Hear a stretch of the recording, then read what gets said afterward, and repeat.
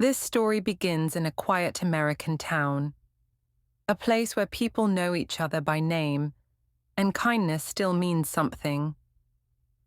At the edge of town lives Evelyn Harper, a retired school teacher in her late 60s, lonely at times, but with a heart so big it could light up the whole street.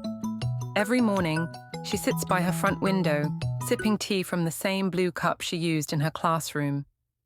Her hands shake just a little, but her spirit never does. One day, she receives a letter, bold letters on top. Veterans Hope Foundation, helping our heroes come home. Evelyn smiles. Her late husband served in Vietnam. Helping veterans feels like helping him again. She writes a check, her entire month's savings, and sends it with a trembling but hopeful hand. Weeks pass. Evelyn waits for a thank you note, a receipt, anything. Nothing comes. Instead, she receives another letter, asking for more, then another, and another.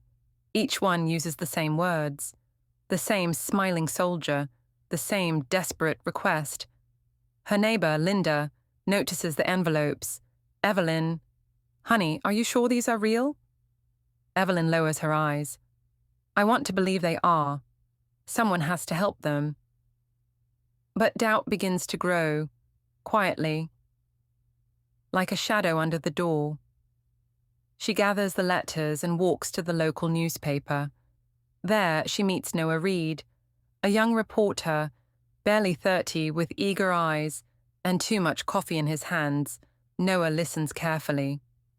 Then he whispers, "Mrs. Harper, I've seen these before." Evelyn's heart sinks. "Are they fake?" Noah pauses. "I don't know yet, but I'll find out."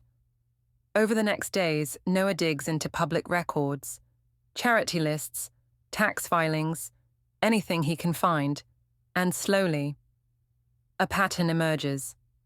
The charity doesn't exist. The address leads to an abandoned office. The phone number redirects to a burner cell. And the bank account, it belongs to someone right in their own town. The name hits him like a stone, a respected community official, someone everyone trusts. Noah swallows hard. He prints the documents and drives straight to Evelyn's house. "Mrs. Harper, I found the truth, and I'm afraid you've been lied to." Evelyn's hands tremble, not from age, but from heartbreak. "Who?" she whispers. Noah hesitates. "It's someone important, someone people won't want to believe." "Tell me, Noah." Noah takes a breath. "The account belongs to Councilman Walter Briggs." Silence. A long, heavy silence.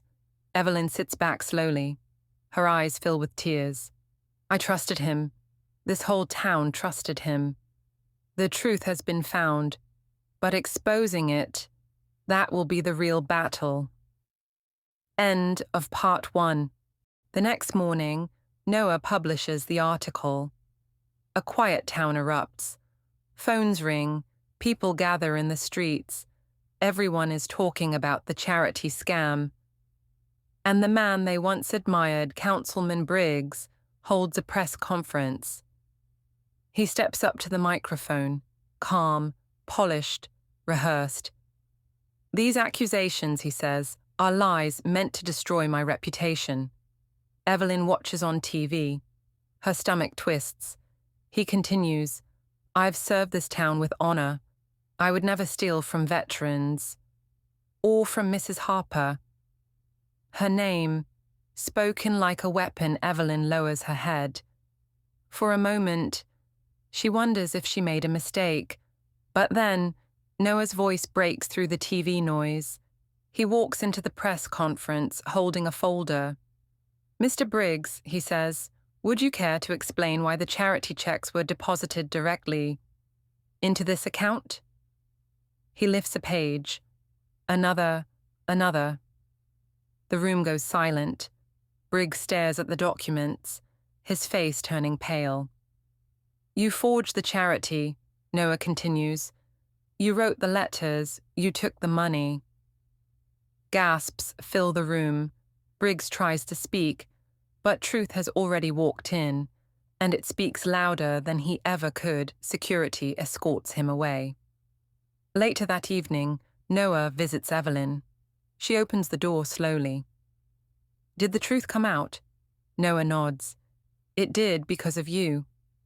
Evelyn wipes her eyes. "I didn't want justice for myself, Noah.